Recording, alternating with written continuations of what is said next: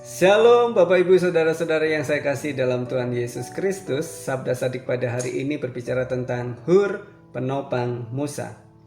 Teks terambil dari Keluaran 17 ayat 8-13. Lalu datanglah orang Amalek dan berperang melawan orang Israel di Rafidim. Musa berkata kepada Yosua, "Pilihlah orang-orang bagi kita, lalu keluarlah berperang melawan orang Amalek. Besok aku akan berdiri di puncak bukit itu dengan memegang tongkat Allah di tanganku." Lalu Yosua melakukan seperti yang dikatakan Musa kepadanya dan berperang melawan orang Amalek. Tetapi Musa, Harun, dan Hur telah naik ke puncak bukit. Dan terjadilah apabila Musa mengangkat tangannya, lebih kuatlah Israel. Tetapi apabila ia menurunkan tangannya, lebih kuatlah Amalek. Maka penatlah tangan Musa, sebab itu mereka mengambil sebuah batu diletakkannya di bawahnya, supaya ia duduk di atasnya. Harun dan Hur menopang kedua belah tangannya, seorang di sisi yang satu, seorang di sisi yang lain, sehingga tangannya tidak bergerak sampai matahari terbenam. Demikianlah Yosua mengalahkan Amalek dan rakyatnya dengan mata pedang. Bapak Ibu yang saya kasih dalam Tuhan Yesus Kristus, kisah pertempuran Israel melawan orang Amalek di Rafidim adalah gambaran tentang peperangan rohani yang membutuhkan kesatuan dan ketekunan. Kemenangan Israel sangat bergantung pada Musa yang mengangkat tangannya sambil memegang tongkat Allah. Ketika tangannya terangkat, Israel unggul. Ketika tangannya letih dan turun, Amalek yang lebih kuat. Disinilah peran Harun dan Hur menjadi krusial, menjadi penting.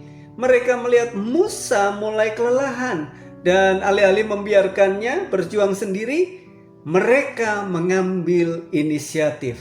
Mereka mencarikan batu sebagai tempat duduk bagi Musa, lalu menopang kedua tangan Musa, Harun di sisi satu dan Hur di sisi yang lain, hingga matahari terbenam dan Israel meraih kemenangan total.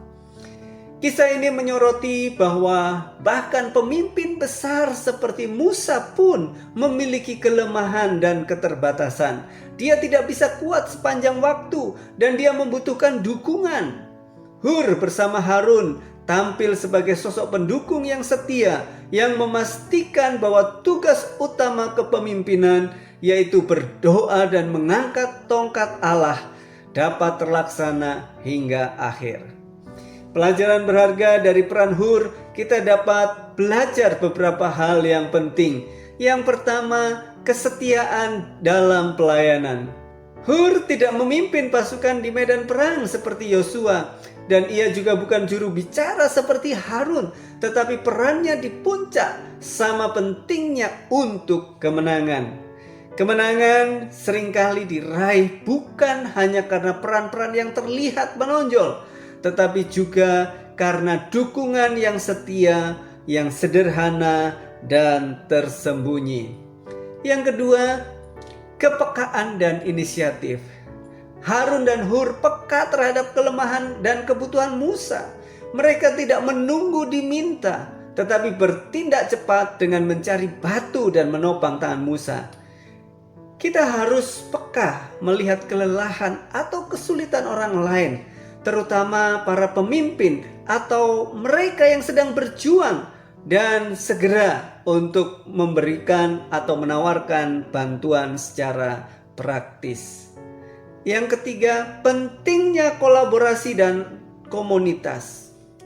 Musa didukung oleh Harun dan Hur adalah simbol bahwa tidak seorang pun bisa berjuang sendirian.